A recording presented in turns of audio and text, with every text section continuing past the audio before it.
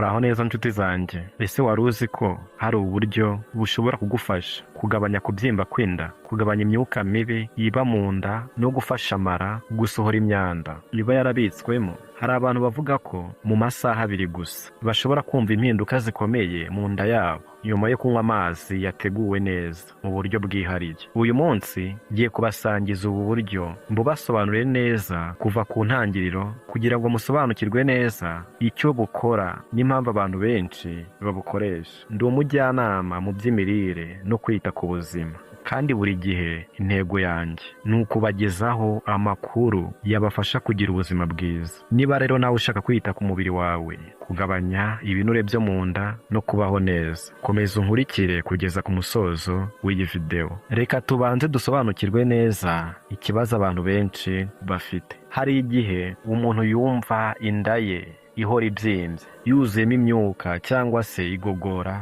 ntirikore neza. Abantu bamwe bavuga ko babumva mu mara harimo imyanda imaze igihe, bigatuma bahorana uburemere mu nda. Iyo umuntu rero ahorana iki kibazo nk'iki, ashobora no kubona inda ye isa yabyimbye cyane kurusha uko byakabaye. Hari n'abemera ko uko imyanda n'ibisigazwa by'ibiryo bikomeza kuguma mu mara igihe kirekire, ariko umubiri ugenda ukora nabi. Niyo mpamvu rero bavuga ko gufasha amara gukora neza bishobora gutuma umuntu yumva yorohewe kandi inda ikagenda igabanyuka kubyimba. Niba rero amara akora neza, ibiryo bikagogorwa neza kandi imyanda igasohoka uko bikwiye, umuntu ashobora kumva yorohewe kurushaho. Ariko se ni iki gituma abantu benshi bagira inda zibyimbye cyangwa bagahorana ikibazo cyo kutagogora neza? Impamvu ya mbere ni uburyo bwo kurya butanoze. Hari abantu barya amasaha adahoraho, hari abarya kandi badashonje, abandi bagahora barya utuntu duto hagati y'amafunguro nyamukuru. Hari n'abakunda kurya ibiryo bikozwe mu ifarini nyinshi, ibi biryo birimo isukari nyinshi cyangwa se ibiryo bitunganyirizwa mu nganda. Urugero, umuntu ashobora kurangiza gufata ifunguro rya mu gitondo, nyuma y'akanya gato akongera akarya sambusa cyangwa se isambusa, chips cyangwa ibindi biryo byo kwishimisha. Kenshi usanga atari uko ashonje, ahubwo ni uko wabonye abandi bari kurya cyangwa se hari uwamushyiriye ibiryo imbere nawe akumva yabirya. Iyi ngeso yo guhora urya hagati y'amafunguro ni imwe mu mpamvu zituma igogora ridakora neza. Iyo rero umaze kurya, umubiri uba ufite igihe ukeneye kugira ngo ubanze ugogore ibiryo wariye. Iyo uhora rero wongeramo ibindi biryo buri kanya, ubu butuma uwo murimo ugora kurushaho. Niyo mpamvu ari byiza ko nyuma yo gufata ifunguro rya mu gitondo, niba bishoboka, uha umubiri wawe nibura amasaha 4 utongeye kurya ikindi kintu keretse wenda amazi. Ibyo ngibyo bifasha igogora gukora neza kandi bigafasha umubiri gutunganya neza ibyo wariye mbere yo kwakira ibindi biryo. Nyuma y'ayo masaha, iyo ushonje by'ukuri, nibwo uba ukwiriye gufata ifunguro rifasha umubiri. Gerageza rero kurya ibiryo birimo imboga rwatsi nyinshi, salade ikoze mu mboga zitandukanye, yawurute cyangwa se ikivuguto kidafite isukari nyinshi, ndetse n'ibiryo birimo poroteyine. Poroteyine ni intungamubiri zifasha kubaka no gusana umubiri. Ushobora rero kuyisanga mu magi, amafi, inyama zidakungahaye ku binure byinshi, ibishyimbo n'ibindi. Nanone umubiri ukenera amavuta meza. Ayo ni amavuta asanzwe aboneka mu biribwa nk'avoka, imbuto zimwe na zimwe n'ibindi biribwa bifitiye umubiri akamaro. Naho ibiryo birimo isukari nyinshi cyangwa se ifarini nyinshi ni byiza kubigabanya. Ariko iyo turebye ko abantu benshi bategura amafunguro yabo, usanga kenshi yuzuyemo umuceri gusa n'ibishyimbo, cyangwa se umuceri n'isosi, cyangwa imigati myinshi, cyangwa ibindi biryo birimo ifarini nyinshi. Hari n'abatinya kurya amavuta meza kubera ko batekereza ko amavuta yose ateza umubyibuho cyangwa se akazamura ibinure byo mu maraso. Ariko siko bimeze buri gihe. Iyo umubiri ubuze amavuta meza ukenera, ushobora kugira ikibazo mu mikorere yawo isanzwe. Mu gihe kimwe kandi kurya isukari nyinshi, imigati myinshi, umuceri mwinshi cyangwa se ibindi biryo bikungahaye ku ifarini bishobora gutuma umubiri ubika ingufu zisagutse zikavamo ibinure. Ikindi kintu gikomeye ni ibiryo byo mu masoko cyangwa se muri za resitora bitegurirwa abantu benshi. Si ukuvuga ko buri gihe biba bibi, ariko iyo uteguriye ibiryo mu rugo iwawe uba uzi neza ibyo wakoresheje n'uburyo wabiteguye. Niyo mpamvu gutegura amafunguro yawe mu rugo bishobora kugufasha kugenzura neza ibyo urya no kwita ku buzima bwawe. None reka nkubwire uburyo abantu benshi bakoresha bavuga ko bubafasha gusohora imyanda yo mu mara no kugabanya kubyimba kw'inda. Niba rero ushaka kugerageza, hitamo umunsi w'ikiruhuko cyangwa se umunsi utari bujye mu kazi cyangwa se mu zindi gahunda nyinshi, kuko ushobora kumara amasaha 2 cyangwa se 3 uri mu rugo kugira ngo ubashe kubyitegurira. Fata rero litiro 1 y'amazi. Niba ushobora kunywa menshi gato, ushobora no gufata litiro 1 n'igice, ariko intego ni ugufata amazi ushobora kunywa mu minota iri hagati y'7 n'10. Niba ari ubwa mbere ubigerageje kandi ukabona ko utabasha kunywa ayo mazi yose, nta kibazo, ushobora kubigerageza ikindi gihe nyuma y'icyumweru. Si ibyo gukora buri munsi, ahubwo ni ibyo abantu bakora rimwe mu cyumweru gusa. Mu gitondo rero ukimara kubyuka, shyira ayo mazi mu isafuriya uyashyushye. Ntuyareke ngo abire cyane, uyareke ashyuhe ku rugero ushobora kuyanywa udahiye ururimi cyangwa se ngo akotse mu kanwa. Nibwo rero amazi aba ari meza, atahiye cyane, adafite ubushyuhe buri hejuru. Iyo amazi rero amaze gushyuha, hongerwamo ibintu 2 gusa. Ibyo bintu usanga buri rugo rubifite kandi biroroshye kubibona. Hari abantu bavuga ko bifasha amara gukora neza, bikagabanya kubyimba kw'inda kandi bikorohereza igogora. Impamvu nabanje kukugira inama yo kubikora ku munsi w'ikiruhuko nuko nyuma yo kunywa aya mazi ushobora kujya mu bwiherero inshuro 1, 2 cyangwa se 3. Muri icyo gihe ntugomba kugira ikintu urya cyangwa se ngo uhite unywa icyayi cyangwa se ikawa. Reka ayo mazi abanza akore icyo agamije gukora. Niba wumva rero ushaka kujya mu bwiherero, jyawe nta kibazo. Iyo urangije ukumva umubiri worohewe kandi inda ituje, nibwo ushobora gutangira gutekereza ku ifunguro rikurikira. Aya mazi amaze gushyuha uko bikwiriye, igikurikira ni ukongeramo ikintu cya mbere. Fata akayiko gato kamwe k'umunyu wa Himalaya, ariwo bamwe bita Himalayan pink salt, bisobanura umunyu w'ibara rya pinki woroshye ukomoka mu misozi ya Himalaya. Niba rero utabasha kuwubona, ushobora gukoresha undi munyu usanzwe uzwi nka Celtic salt, ariwo munyu ukungahaye ku myunyungugu ifasha umubiri. Ntukoreshe umunyu wera usanzwe muri ubu buryo. Fata rero akayiko kamwe gusa, ariko ntukakuzuze karengeje urugero. Ongeramo rero uwo munyu mu mazi maze uwuvange neza kugeza wose umaze gushonga. Hari igihe ushobora kubona hari uduce duto dusigaye tutashonze neza tw'umunyu cyangwa se ibitonyanga bikajya hasi. Ibyo rero si ikibazo, ushobora gukomeza kuvanga buhoro kugeza amazi yivanze neza n'umunyu. Hari abantu bahita rero bibaza bati, ese kunywa umunyu gutya ntibyazamura umuvuduko w'amaraso? Umuvuduko w'amaraso benshi bakunze kwita blood pressure mu Cyongereza, bisobanura uburyo amaraso agenda asunikwa mu mitsi y'umubiri. Abantu rero basanzwe bafite iki kibazo cy'umuvuduko w'amaraso cyangwa se bahorana umuvuduko w'amaraso uri hejuru, bagomba kubanza kugisha inama muganga mbere yo kugerageza ubu buryo, kuko umunyu ushobora kugira ingaruka ku buzima bwabo. Ariko abakoresha ubu buryo bavuga ko umunyu wa Himalaya cyangwa se Celtic salt uba urimo n'indi myunyungugu ishobora gufasha umubiri kurushaho gukoresha neza umunyu usanzwe w'umweru.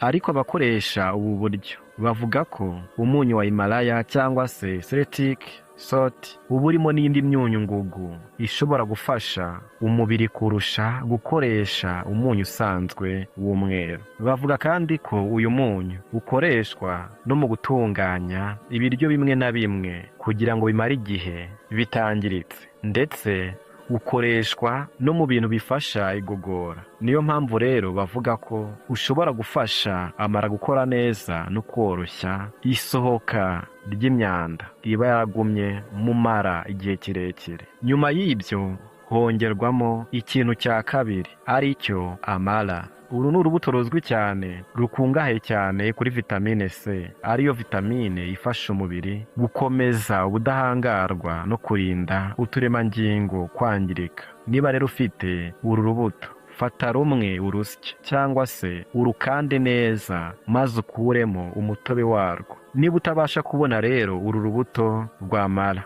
ushobora kurusimbuza igice cy'indimu. Ushobora gukoresha agatambaro k'ipamba cyangwa se akandi gasukuye. Nurangiza usukemo cya gice cya mara wasenye cyangwa se wamaze gusya, ukande neza kugira ngo umutobe wose usohoke ujya muri ya mazi umeze nk'urimo kuyungurura, ariko wa mutobe uri guca muri ka gatambaro ukajya muri ya mazi. Niba rero umubiri wawe ubasha kubyakira neza kandi ukaba nta kibazo ubigirira, hari ababikora ntibakoresha urubuto rumwe rwa amara, ahubwo bagakoresha imbuto ebyiri. Bavuga ko bishobora gutuma amara akora cyane kurushaho, ku buryo ushobora kujya mu bwiherero inshuro 3 cyangwa se 4. Ibyo rero nibibaho ntuzagire ubwoba, ahubwo komeza urebe uko umubiri wawe ubyitwaramo. Rero mu gihe utabonye runo rubuto wakoresha indimu. Indimu nayo ukayikoresha ufata wa mutobe wayo ukamurira muri ya mazi. Abemera buno buryo bemeza ko ya myanda iba yaragumye mu mara iyo isohotse neza kandi igogora ikongera gukora neza, umuntu ashobora kumva inda ye yoroshye kandi kubyimba bikagenda bigabanuka. Bavuga kandi ko uko igogora rirushaho gukora neza ari nako umubiri ushobora gukoresha neza ibyo urya, bityo bikagabanya amahirwe yo kubika ibinure byinshi. Rero iyo urangije kuvanga neza ibyo byose, amazi aba yamaze kuba meza witeguye kuyanywa. Icyo gihe rero urayafata ukayasuka mu kirahure cyangwa se mu gikombe kinini, hanyuma ukayanywa agishyushye ku rugero rutagutwika mu kanwa cyangwa se ururimi. Hari n'igihe ushobora kubona ibara ry'amazi ryahindutse gato bitewe n'ibyo wavanzemo, kandi ibyo ngibyo ni ibisanzwe. Abakoresha rero ubu buryo bavuga ko ari byiza kuyanywa mu minota iri hagati y'irindwi n'icumi. Byaba bishoboka ko wakwicara wemye neza cyangwa se mu buryo butuma wumva uruhutse, byaba ari byo byiza kurushaho. Icy'ingenzi ni ukunywa ayo mazi buhoro ariko utayarangije mu gihe kirekire cyane. Iyo umaze kunywa ayo mazi yose ntugire ubwoba niba wumva harimo umunyu kurusha uko wari usanzwe ubimenyereye. Hari abantu bavuga ko iyo anyowe nta kindi kintu kiri mu gifu atangira gukora vuba. Muri icyo gihe ugomba gutuza ugategereza uko umubiri wawe ubyitwaramo. Ntugahite unywa icyayi, ikawa cyangwa se ngo urye ikindi kintu. Reka ayo mazi aba ariyo akomeza gukora icyo agamije gukora mu mubiri wawe. Hari abemeza ubu buryo bavuga ko umunyu wa Himalaya ushobora gufasha igifu n'amara gukora neza. Bavuga ko ushobora gufasha gutuma umubiri usohora amatembabuzi afasha mu igogora, ariyo afasha ibiryo kumeneka neza kugira ngo umubiri ubashe kubikuramo intungamubiri. Iyo ayo matembabuzi avanze n'aya mazi ndetse n'umutobe w'indimu cyangwa se wa mara, bavuga ko ayo mazi akomeza urugendo rwayo akagera mu mara. Bavuga kandi ko iyo ageze mu mara ashobora gufasha koroshya isohoka ry'umwanda uba waragumye mu mara igihe runaka. Nanone bavuga kandi ko vitamine C, ariyo vitamine C iba muri amara cyangwa se mu ndimu, bifasha umubiri gukora neza no kurinda uturemangingo kwangirika. Hari n'abavuga ko ifasha umubiri mu gukoresha neza ibinure n'ibindi binyabutabire. Nubwo ibyo bitandukanye bitewe n'ubuzima bwa buri muntu. Mu gihe rero utegereje ko ayo mazi akora, ushobora gutangira kumva mu nda harimo urusaku cyangwa se ibintu biri kugenda byimuka. Ibyo ni ibisanzwe ku bantu bamwe. Niba ubyumvise ntuzagire ubwoba. Hari abumva inda itangiye koroha cyangwa se imyuka itangiye kugenda isohoka buhoro buhoro. Muri icyo gihe ushobora gukoresha ikiganza cyawe ugakora ku nda yawe buhoro buhoro, ukayikoraho uzenguruka mu cyerekezo kimwe utayikanda cyane. Hari abavuga ko ibyo bishobora gutuma bumva barushijeho koroherwa. Ariko niba wumva amazi menshi wakunze kunywa aguteye uburemere cyangwa se ukumva igifu cyuzuye cyane kuko utari usanzwe unywa litiro imwe cyangwa se irenga icyarimwe, ushobora kuryama ukaryamira uruhande rw'ibumoso rw'umubiri wawe maze ugatuza. Hari abavuga ko kuryama kuri urwo ruhande bishobora gutuma igogora rikomeza kugenda neza.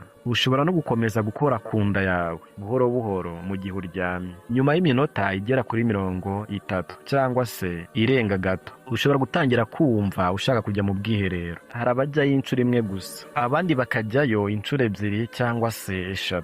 Ibyo bishobora gutandukana bitewe n'uko umubiri wa buri muntu umeze. Niba ugiyeyo inshuro imwe gusa ntugire impungenge, reka umubiri ukora icyo ushaka gukora kugeza igihe uzumva worohewe.